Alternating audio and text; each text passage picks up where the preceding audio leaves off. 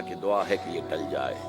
تو پہلی بات میری ختم ہوئی، عالمی نظام خلافت دنیا کی تقدیر مبرم ہے، ہو کر رہے گی، اس میں کسی صاحب ایمان کو کوئی شک، کوئی شبہ، کوئی ریب نہیں ہونا چاہیے۔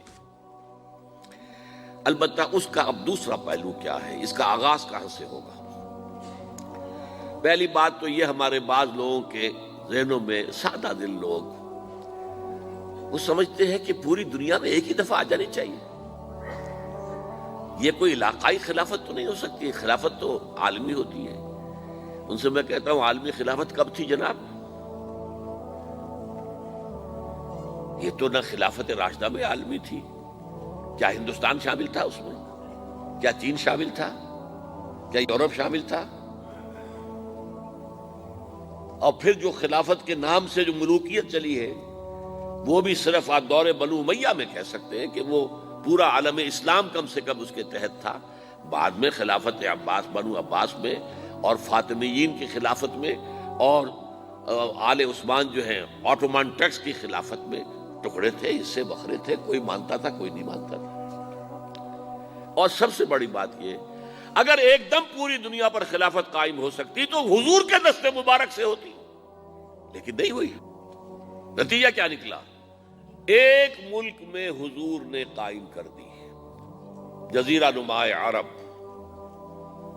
یہاں خلافت قائم ہو گئی، حضور خلیفہ ہے۔ اس کے بعد آپ کے خلفائے راشدین نے پھر اس کو وسعت دی، شرقاً غرباً شمالاً۔ 3 کالمز نکلے ہیں فوجوں کے، صحابہ کرام کے، 3 کالمز، ایک ایسٹ ورڈ، ایک ویسٹ ورڈ، ایک نارتھ ورڈ۔ ایک عراق کو فتح کرتے ہوئے ایران میں پہنچ گیا، خراسان تک چلا گیا۔ ایک شام کو فتح کرتے ہوئے اور پھر سینائی پیننسولا سے ہو کر افریقہ میں داخل ہوا اور اٹلانٹک تک پہنچ گیا۔ تیسرا سیدھا شمال میں گیا، لیکن یہ زیادہ دور نہیں جا سکتا تھا، کوکیشین ماؤنٹینز آ گئے، کوہ قاف۔ اس زمانے میں تو یہ یوں سمجھیے کہ امپیسیبل تھا نا، کوہ قاف، لہذا وہاں آ کر رک گیا بابا۔ اب بھی یہ ہوگا، کسی ایک جگہ سے شروع ہوگا پھر پھیلے گا، اس کے سوا کوئی چارہ کار ہے ہی نہیں۔ اگر ہر جگہ پوری دنیا میں ایک ہی وقت میں ہو سکتا تو حضور کے دست مبارک سے ہوتا صلی اللہ علیہ وسلم۔ اب وہ نقطہ کون سا ہوگا، نقطہ آغاز کون سا ہوگا؟ اس میں پہلی بات تو میں نے کہا، جو شک کرے گا اس کا پھر ایمان مشکوک ہے۔ ہوگا، لازماً ہوگا، گلوبل ہوگا، پوری دنیا میں ہوگا۔ کہاں سے شروع ہوگا اس میں آپ اختلاف کر سکتے ہیں، لیکن مجھے تو 2 حدیثیں تو ملی ہیں جن سے یہ اندازہ ہوتا ہے کہ یہ اس مشرقی خطے سے ہوگا، عرب کے مشرق کی جانب کسی ملک سے ہوگا، کسی خطے سے ہوگا۔ وہ حدیثیں بھی اب آپ پڑھ لیجیے پہلے، پھر میں کہہ رہا ہوں یہ خزانہ ہے جو ہم نے آپ کی خدمت میں پیش کیا ہے، کاش کہ آپ اس کی قدر کر سکیں، یہ حدیثیں آپ کو ازبر ہو جائیں، یاد ہو جائیں، لوح قلب پر نقش ہو جائیں۔ ہندوستان اور خراسان یعنی موجودہ افغانستان کا ذکر ابن ماجہ کی روایت ہے، عن عبداللہ ابن الحارث رضی اللہ تعالی عنہ قال رسول اللہ صلی اللہ علیہ وسلم یخرج ناس من المشرق یؤتئون للمہدی یعنی سلطانہ، یعنی سلطانہ، دونوں طرح سے پڑھ سکتے ہیں۔ حضرت عبداللہ ابن حارث فرماتے ہیں رضی اللہ تعالی عنہ کہ حضور نے ارشاد فرمایا، مشرق کی طرف سے وہ فوجیں نکلیں گی، لوگ آئیں گے جو عرب میں مہدی کی حکومت قائم کریں گے۔ یہ مہدی کون ہوں گے اس کا ذکر میں ذرا بعد میں کروں گا، لیکن نوٹ کر لیجئے کہ مہدی سے پہلے لازماً کسی مشرقی علاقے کے اندر وہ نظام قائم ہو چکے گا، تب وہاں سے فوجیں آئیں گی نا۔ یہ مشرق کون سا ہے؟ عرب کے مشرق میں آپ چلیے، ایران بھی آ جائے گا، افغانستان بھی ہے، پاکستان بھی ہے، اور اگر اسے اور توسیع دیں تو ہندوستان بھی ہے۔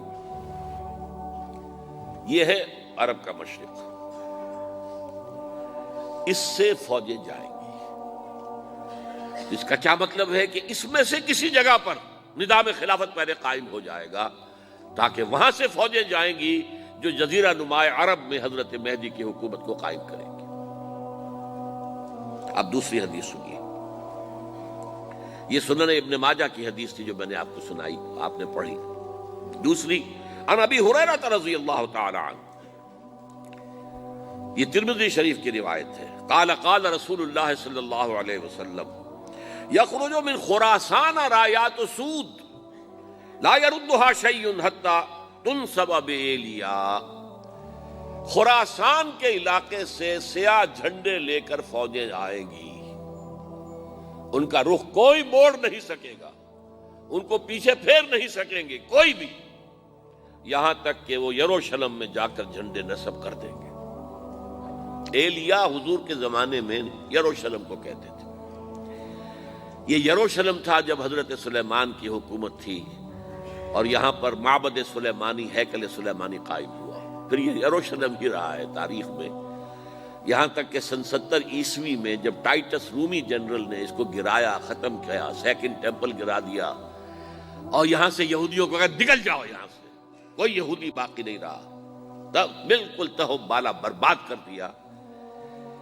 اس کے کوئی 150 سال بعد ہیڈریان، رومن ایمپرر ہیڈریان، اس نے پھر دوبارہ آباد کیا اس شہر کو۔ 150 سال تک یہ بالکل بنجر اور بالکل غیر آباد پڑا تھا۔ اب ہیڈریان نے جب آباد کیا تو اس کا نام ایلیا رکھا، اب یروشلم نام نہیں تھا۔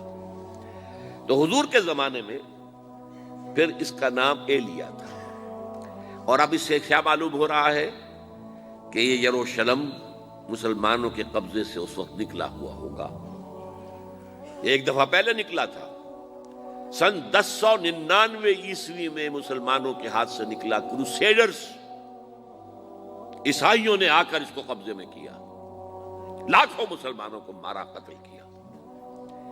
اس کو 1187 عیسوی میں واپس لیا ہے۔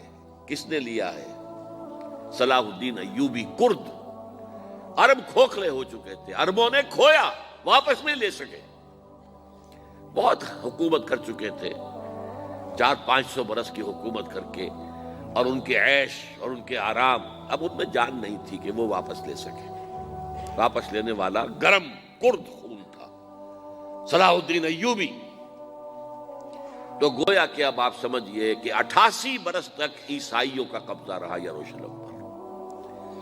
اب 1967 میں یہودیوں نے قبضہ کیا ہے، اور اب 38 برس تو ہو گئے، 88 نہیں تو 38 برس تو ہو گئے ہیں، لیکن وہ دور آئے گا کہ اب پھر لیں گے، لینے والے عرب بھی نہیں ہوں گے، خراسان کے علاقے سے فوجیں آئیں گی۔ یہ خراسان کیا تھا؟ ایلیا تو میں نے آپ کو بتا دیا، یروشلم کا نام ہے۔ خراسان اس زمانے میں ایک بہت بڑے ملک کو کہتے تھے، کچھ حصہ پاکستان کا بھی اس میں شامل ہے، کچھ حصہ ایران کا بھی ہے، ایران کے اس حصے کو اب بھی خراسان کہتے ہیں، وہ ایک صوبہ ہے، خراسان ایک صوبہ ہے ایران کا چھوٹا سا۔